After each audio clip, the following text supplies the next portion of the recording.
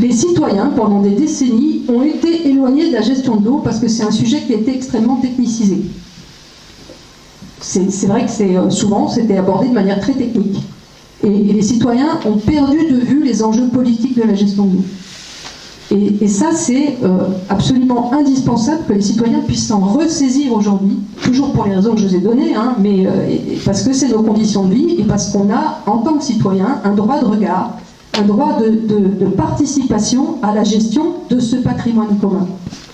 Donc ça, c'était vraiment quelque chose qui nous a aussi beaucoup guidé dans la conception des missions de la régie. C'était l'association des citoyens à la gouvernance du service public. Une fois qu'on a dit ça, les grandes régies, hein, les régies sont gérées par des conseils d'administration. Beaucoup de grandes régies ont réservé effectivement des places aux citoyens au sein de leur conseil d'administration. Au de Paris, je crois qu'il y en a 2. Enfin, là, nous avons décidé sur un conseil d'administration de 20 personnes de réserver 4 places aux usagers. 4 places aux usagers, pour l'instant, c'est la régie en France qui a le plus de représentants des usagers. Il y a 14 élus et 2 représentants des salariés. C'est comme ça que le conseil d'administration est composé. 14 élus dont on a souhaité qu'ils représentent toutes les opinions politiques du conseil métropolitain. Ce qui n'était pas forcément évident, puisqu'il y avait donc une opposition très forte, mais on l'a intégré néanmoins, et pas majoritaire, mais on l'a intégré dans la gestion de la régie, parce que ça nous semble essentiel qu'aujourd'hui, tout le monde participe, quelle que soit l'opinion politique, à cette gestion du patrimoine commun. Donc une fois qu'on a décidé qu'on avait 4 usagers au sein du conseil d'administration, on s'est dit, mais oui, mais on fait comment? Parce que qui les désigne, ces 4 usagers? C'est pas les élus qui vont les désigner, sinon ils ne représentent plus les citoyens.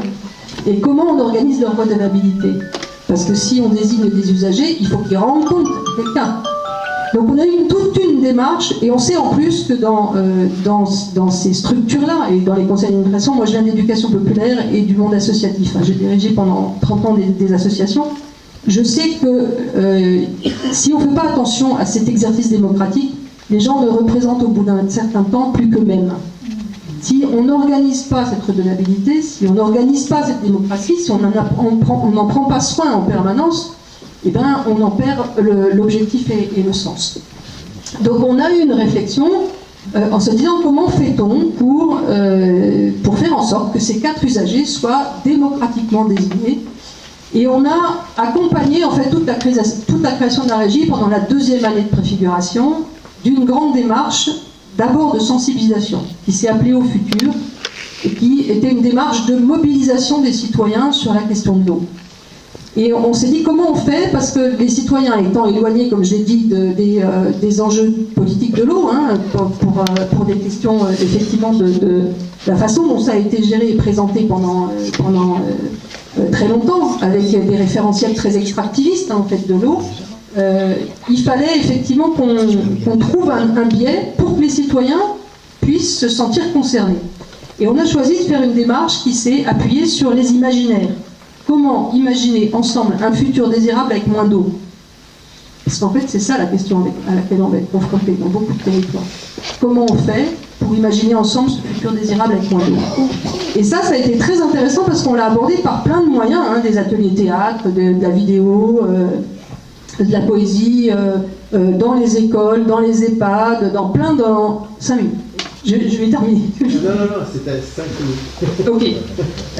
Donc on a vraiment essayé d'aller dans les lieux de vie, hein, dans différents lieux de vie, pour que les citoyens puissent participer à cette réflexion. Et ça a été vraiment très intéressant, et il y a plein de citoyens qui se sont accrochés à la démarche parce qu'ils se sont dit, ben oui, finalement, tout le monde peut participer avec son imaginaire à imaginer ensemble un futur qui soit désirable. Et donc on a accroché plein de citoyens comme ça, qui se sont embarqués dans cette histoire de la gouvernance de l'eau, et on a amené ce sujet de la gouvernance. En fin de démarche, donc il y a 8000 personnes qui ont participé à cette démarche dans le Grand Lyon, beaucoup par le biais d'associations, mais scolaires, etc.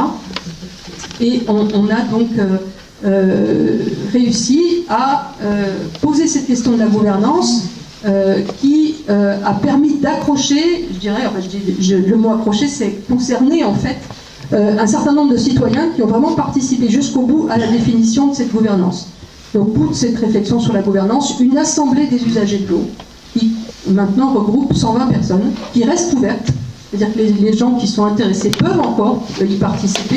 D'ailleurs, il y a régulièrement des gens nouveaux qui s'y inscrivent, je vous explique comment elle fonctionne très rapidement. Et cette assemblée des usagers de l'eau a désigné démocratiquement les 4 représentants au sein du conseil d'administration de la régie. Et ces 4 représentants, aujourd'hui, qui participent à tous les conseils d'administration de la régie, sont redevables de leur action, de leur représentation auprès de cette assemblée des usagers. Alors, ce n'est pas l'ensemble des usagers, bien sûr, évidemment, mais c'est quand même un certain nombre d'usagers dont un certain nombre de responsables d'associations, enfin de représentants d'associations qui font partie de la CCSPL, Commission consultative des services publics locaux, et puis des citoyens lambda qui se sont intéressés à la démarche. Cette assemblée des usagers, elle n'a pas vocation à intervenir sur toutes les délibérations de la régie. C'est absolument pas possible et on ne pourrait pas avoir une fluidité de travail avec l'assemblée qui permette de travailler sur tous les sujets. Par contre, elle se saisit de grands sujets stratégiques liés à l'eau. Toute l'année 2023, l'Assemblée a travaillé sur la tarification. Il y a une nouvelle tarification, qui s'appelle tarification solidaire et environnementale de l'eau, qui va être appliquée à partir du 1er janvier 2025. Et c'est avec les citoyens qu'on a construit cette tarification. Ce n'est pas tout seul, les élus dans notre coin. C'est vraiment un travail itératif qu'on a fait avec les citoyens qui étaient impliqués dans l'Assemblée. Nous étions garants du cadre réglementaire, nous étions garants des principes en fait, sur lesquels on voulait emmener cette tarification, mais avec une réflexion ouverte avec les citoyens qui nous a amené à proposer en fait une nouvelle structure tarifaire. Cette assemblée continue à fonctionner, elle a fait ce travail-là toute l'année 2023 et en 2024, elle a été saisie de la révision du plan climat. Donc c'est l'Assemblée des usagers de l'eau a amené une réflexion et un questionnement. Ils ont balayé en fait tous les sujets qui leur paraissaient importants dans la révision du plan climat qui étaient liés à la question de l'eau.